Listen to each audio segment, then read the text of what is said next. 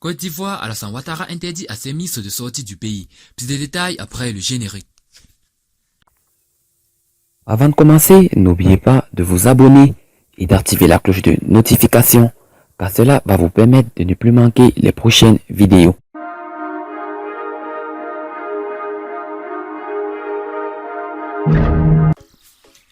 Alassane Ouattara ne veut pas entendre parler du voyage à l'étranger de l'un de ses ministres.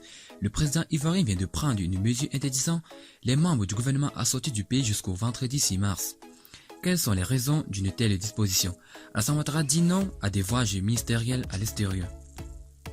L'information est livrée à travers un communiqué émanant d'Até Eliane Binabo, secrétaire général du gouvernement. La note fait savoir que tous les déplacements des membres du gouvernement en dehors du territoire national sont suspendus jusqu'au vendredi 6 mars 2020 inclus.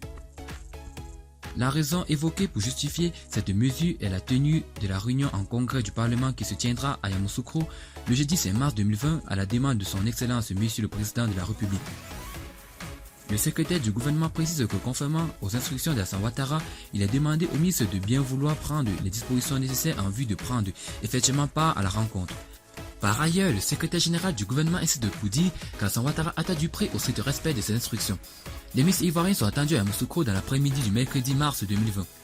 La note indique que les mesures sont prises en vue de l'accueil des délégations ministérielles. Cette décision d'Alassane Ouattara intervient au moment où la situation sociopolitique est marquée par une vive tension entre le Rassemblement des Forces pour la démocratie et la paix et le camp des souristes.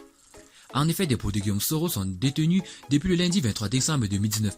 Ces souristes sont au départ accusés pour troubles à l'ordre public et à l'instabilisation sont désormais poursuivis pour diffusion de fausses nouvelles. C'est ce qui est ressorti de l'audition du mardi 27 février 2020 par le doyen des juges Victor Koulibaly.